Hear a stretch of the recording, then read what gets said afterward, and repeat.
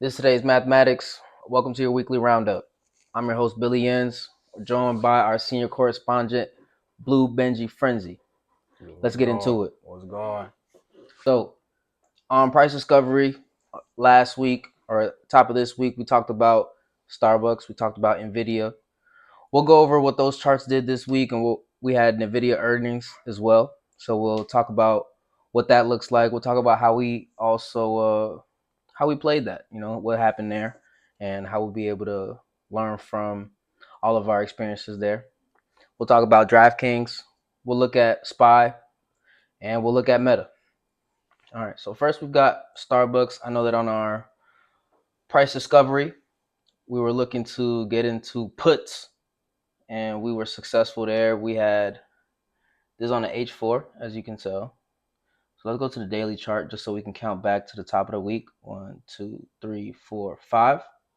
And as you can see, this was Friday of last week, and we've got these puts, and they printed clearly, right? So if you took any of our advice, you took any of our warnings there. W's in the chat. Yep. W's in the chat. Definitely was opportunity you could have capitalized on. And as you can see here, as we have the chart drawn up, perfect bounce off that fib, right? Previous resistance zone. And so kind of jumping up to that 0.18 zone, right? It's going to that 0.18. Well, Blue Benji, what do you see? Yeah, so this fib is actually, you mind if I? Yeah. Sure, because it's the one you do for your calls. Right. Yeah, long story short, I mean, you can go watch the price discovery video from this Sunday, but just as a quick breakdown, long story short, we were looking for the continuation of the downtrend here, as you can see. We've been pushing down. So we drew the fib from the most recent high to the most recent low. All right. And when we did that, what we saw was we got the bounce off the 0.382. And this was Sunday. Well, this was Friday, right? So we were in this play already at this point here. So we saw we got the big wick at the top, rejection, and then closed below the previous day's open and close. So yeah, that's pretty much, and we bouncing off the 0.382. So confluence there, right? Yeah. So we entered off of confluence, and then like Billy said, yeah, we got a full how many? That's about $4 move almost. It's about from 88 basically to 85, and my TP1 was 85 or 86. Sorry, TP1 was 86, and we had $89 puts. Mm-hmm. So yeah, big in the money we did have an in the money contract, which is why they printed like they did. But overall, yeah, I mean, we'll talk about this more on price discovery next week, but might be another opportunity here to get back in. Right, and super important too, right? When you are trading, it's never really about what you want. You have to take what the market gives you. So as you can see, right, last week we were focused on playing Starbucks for puts, but now it's setting up for a different opportunity, right? So you never want to force the market to do what you think you want it to do, because that's the easiest way to clear your port out, But yeah, beautiful thing here, and we're getting that cross to the downside on the MACD, or what's it called? MAs. On the MA. Yeah. Mm-hmm. Yeah, So I would have loved to get a weekly close below here. That would have been confirmation for continuation. right, but we got a strong doji, and it's gonna be a new month when the after Labor Day is gonna be a new month. So we'll definitely see what that looks like. So it just be a monthly doji. Let me zoom out here. Sorry. So yeah, we still get a monthly doji below the 0.382. So I still think puts are in order personally, but we'll talk about that more. So let's move on to the next one. Next one we was had NVIDIA earnings on Thursday, right? So super important here, right? Because especially with how potent an NVIDIA play could be, right? Because of how important it is for the market, right? AI chips there, H20s, Blackwell, etc., and how many other companies are going to be reliant on their tech. You gotta have to be a little careful, right? We talked before about IV crush, right? Super important when we're playing derivatives, because sometimes when you're playing a chart, it's not going to the upside or the downside, right? And you just need to stay away. And so, especially when it comes to playing earnings, Definitely would not advise anybody to play earnings. Play at your own risk, I would say. We know that we had something similar a couple weeks ago when we were playing Disney, right? Disney did exactly what we expected it to, but contracts that we purchased were just too high. You And know, so even if the move was expected and we played it the right way, the contracts didn't print how they needed to, right? So that's that IV crush right there. yeah.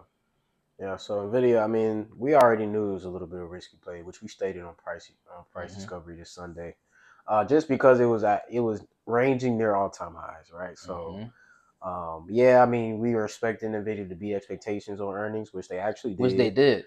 But with that being said, the stock price, maybe didn't reflect that as much as a lot of players and indicated by the volume on these contracts. A lot of Right. people, were playing the same thing, right? Right. So it is, you got to take some losses too. So we were in calls.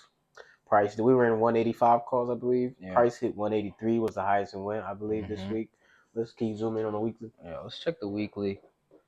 And as we can see, right, we're getting a doji candle on the monthly, which is crazy, right? Because that's kind of giving you an indication of what is September going to look like for us, right? Mm-hmm. But as we can see here on the weekly, we've got three red candles, right? Three red engulfing candles, and so um, that's a pattern right there, right? That's a what's it called? The three soldiers, Mm-hmm. three soldiers, the three crows, right? So that's continuation to the downside.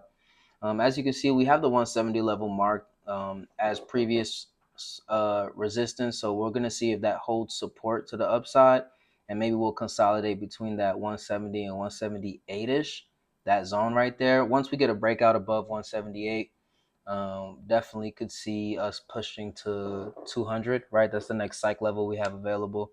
But if we don't hold that 170, we could definitely go to 148, which is nothing but a buying opportunity, especially for a stock like NVIDIA. I don't see Nvidia going that low, but Mm-hmm. that's just my personal sentiment.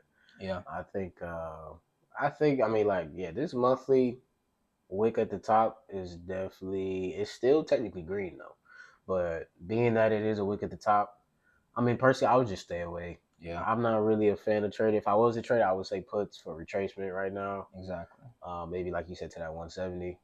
You could probably catch a little $4 move, $5 move. Mm-hmm. But yeah, I wouldn't go too heavy. But yeah, I mean, so that's just a summary on NVIDIA. Like you said, we played the earnings. Billy did a good job explaining IV Crush. If you don't understand IV Crush, even though we tried to give you a brief description, we'll do an extra video in the next coming this month. We'll just say this month. This month Yeah. we'll do a video kind of like breaking down IV Crush and hopefully be beneficial to you guys. All right. Definitely. So now the next one we had was DraftKings, Yep. and I'll just briefly touch on that because this was my play that I discussed on Sunday. So, long story short, we were looking for the continuation on the push up. Basically, let's go to the daily actually show it a little better. So exactly. So this was Friday. Yep. So Mm-hmm. on Friday we got the push up, close above. So all we were looking for is basically the continuation to the upside.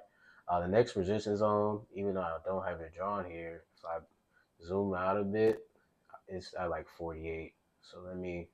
Sorry about this, guys. It looks terrible. But if you zoom in, you'll see we kind of have resistance at like 48 here, and that's just coming from previous price levels, right? So if I look to my left, right, I would say my next resistance slash support line would be probably like, I would draw a zone personally. It's probably like right here to about 48, you could say. So this is, oh my god, there we go. So this would probably like be my zone essentially. Why? Because I see last time I would probably drop this. Let's drop this a little more. That's a little Yeah, better. it came into that zone for sure. That's where it's Mm-hmm. at currently. All right. So let's zoom in to see what we're doing currently, right? So back to that daily, right? Now that we got The zone the drawn. zones drawn, and we zoom in the price a bit, you can kind of see it more, right? So we got the close above Friday. Sorry, this is Friday here. We got the close above the bottom of the zone. So which indicated we were looking at least to close to the top of the zone, right, towards 49, 48ish, which we haven't actually done yet. But long story short, is just saying we're looking for the push up, which we got, right? We got the push up here on Tuesday, pushed up again Wednesday, pushed up again Thursday. Today we dropped a bit, but you see Doji at the bottom, so price still pushing up, I would say. But we are out this trade. I actually got out after this candle here on Wednesday. So it ended up hitting TP. I was in $47 calls, so we were able to catch. I think I caught about 40% profit here. Love that. So great move on DraftKings. Yeah, I just want to show you guys here, right? You got in on that Friday, right? The Friday of last week. Yeah, that Monday we got a red candle, right? But when we look at this red candle, what do we see, right? When we dive a little deeper, we had the zone already drawn based off previous how prices already acted previously. And so we did get a red candle, but what do we see on that red candle? We see the strong wick to the downside, but price didn't stay below that, right? So it stayed above our zone, and we got paid for staying patient, right? Because essentially our price zones were not compromised. You feel me? So that's why we had a chance to continue up to the upside. Yeah. So that's P is for beautiful. patience. Yeah, P is definitely for patience. Let's take a look at Meta. Definitely disappointed at how this has been performing over the course of this week. But hey, we're just taking what the market gives us, right? So this is Friday of last week. We got that strong push to the upside. That's when I had the opportunity to jump in, and so I saw it was coming towards that 0.382 zone on the Fibonacci retracement. So I'm like, all right, cool. I hopped in, but then what do we get? We got the push to the downside, and so I was actually holding the calls until it got to this zero point 0.5 zone. Why? Because if this was my next zone, what I was expecting, and again, I had time on the contract, right? I had expiration that was a little bit far out. I definitely expected for this to stay here and then continue to push back to that 382 zone. But because it did break below this zero point 0.5, that was essentially my stop loss, right? And so I don't complicate it. If it compromised my zone, I got out. And so a big thing about trading is not only having strong setups, but also risk management, right? So when you see something's not going your way, are you going to try to psych yourself out to stay in that poorly executed trade to make a 50% loss, a 90% loss? You need to be able to cut your losses here. But yeah, definitely. What do you see here, Kazi? Yeah, I mean, I think you were.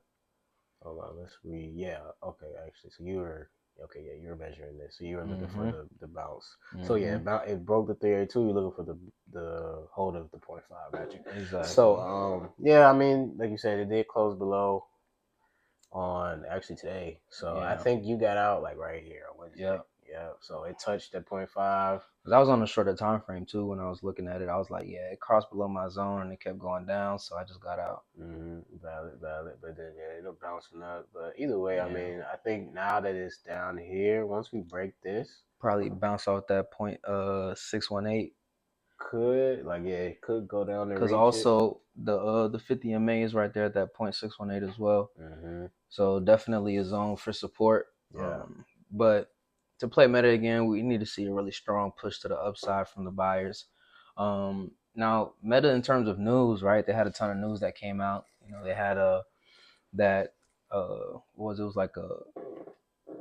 was like a collaboration with Google for like AI or something of that nature. So you need to make sure you're also paying attention to the other catalysts in the market as well. Super important. Let's move on. All right, last one. Let's pull up SPY, right? We always want to pull up SPY because this is one of the best indicators we have of what's actually going on in the market. And so, as you know, right, because I know you guys are all watching the market on a day-to-day basis, SPY pushed to all-time highs this week. All right. So let's pull up the week. Let's pull up the daily, right? So we had, again, what happened on that Starbucks play, right? We saw that the Starbucks play on that Monday, we had red. Where else did we get red? And SPY, right? So again, super important to understand what else is moving the market when you're in those non-top Mag 7 stocks, right? Because usually the Mag 7 stocks are going to be following the SPY or vice versa, but they're interconnected essentially. Like who's following who, right? They're all following each other. But again, because the market moves like that, you need to be able to understand, okay, cool, where are my opportunities at? So as we can see here, SPY pushed to the upside, gave this new all-time high, is now retracing back down. Where would the opportunities lie? If SPY can't hold above this 642.7, we'll definitely see it retracing back. This would be a very organic retracement to this 639 zone. So, I mean, if it does reach down to that zone, that's opportunities not only for it to bounce back up to this all-time high, but also buying opportunities for whatever stocks you guys enjoy trading, right? Let's take a look here. And I love this, right? Because I love being able to draw some of these fib zones and see that prices respecting those zones even before we draw them, right? Which is just telling us that, hey, like what we're seeing is accurate in the market, and we need to make sure that we're taking that into consideration when we're making these trades, right? When we're hopping in and out of trades.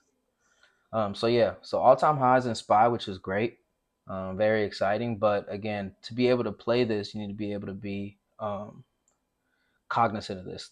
Personally, today, right? Today's Friday.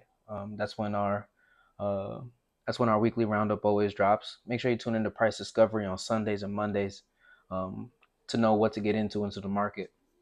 But today, because we hit all-time highs, typically we're going to see a retracement after that, right? And so we played puts today on SPY to the downside, and so we were in profit on that. So that was exciting for sure.